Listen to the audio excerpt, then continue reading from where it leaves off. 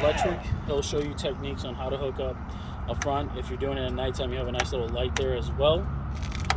If this ever fails, the motor, twist this cap and lift up. There's your bypass. And that little wrench that we found in the closet, it's how to manually crank that up and down if needed. Okay? Just put it in there and just start cranking if the motor ever fails on you, okay? So at least you're not just stuck with your trailer and then your vehicle hooked up together, okay? Excuse me. Besides, like I said, Kevin's covering, we'll go over the change, the breakaway cable, and of course hooking up to the 7-way plug-in and your ball hitch. Coming towards the back is going to be your LP tanks. Got a bungee cord downwards and go forward, okay? Remember that QR code that I was telling you about? You have them everywhere. Okay. LP. There's guests where they tend to buy like gauges for these. You can. Just make sure. Big tanks. Yeah, these are gonna last pretty good. Yeah. Just be cautious with putting on those gauges so you can monitor the fluid of the LP inside the tanks. They typically will connect here towards the end bracket of it. You can just make sure they're nice and sealed. If you do end up doing it yourself, and you buy the equipment, you just hook it up yourself. Get yourself like a little spray bottle. You can buy them at Walmart for like $1. Put a little bit of soap and water and spray it after you connect everything and open up the tank. If it's bubbling, that means you still have a leak. You didn't seal it all the way. If it's not bubbling at all, that means you sealed properly. You're good. Okay, but you can do it all by hand instead of spending $80 for someone else to do it. Just pay for the parts. They screw on right here, and you can actually have a little gauge that tells you exactly how full the tanks are. Each tank has their openings on top. If you notice, they're both open because we have flame at the stove.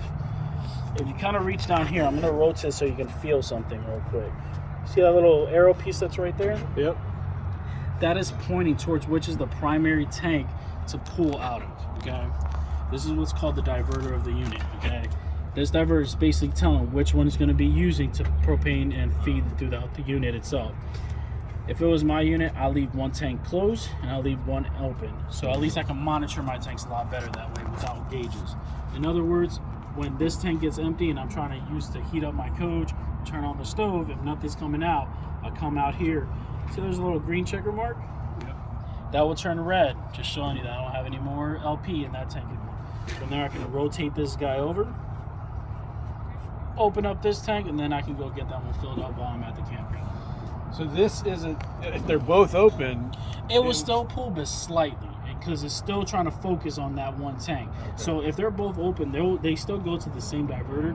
It's just the one that is not the primary one is just barely feeding some LP. So when you put it on high, you're going to see it's very low. When you put it on low, it probably just shuts itself off. But just to keep it, just play it safe, you just go one at a time. Yeah, and it helps you monitor without actually having gauges on the actual tanks. Okay. Now, to take these tanks out, you don't have to fill up these tanks yourself. You basically go to the campground or the resort, you take the tanks to them. Sometimes, if they're a little bit fancy, they'll bring their guys out there for you. They'll grab them themselves and fill it up. But majority of the times, what I've heard, you have to take it to them. To take the tanks off, you have a wing nut on top. You just loosen that wing nut all the way. This whole thing. Exactly. See how it's already giving play to this? You lift up this whole guy. This prop rod is going to be loose a little bit. You lift up the prop rod and just remove whichever tank you need to move. Fill it up, bring it right back in, put the prop rod first. There's a lot of tanks that still do it, even I do it. I put the prop rod last, and then from there, the swing nut won't fit into it. This always goes first, and then the tank cover sits on top. Then you just tighten it down with the wing nut all the way down. Make sure it is firm where you can't physically turn it anymore by force. So at that point, it's not going anywhere, okay? So you think some camps sell the cans? It depends. They don't sell the cans. They sell the LP. Okay, they have They have the big old tank gas fill station, what they would call it, somewhere located on the premises. You either just pull up the vehicle or you can walk up there and take the tanks to them. They'll fill up the tanks for you and they'll charge you X amount of dollars for filling it up. Okay? Pretty cool. Yeah.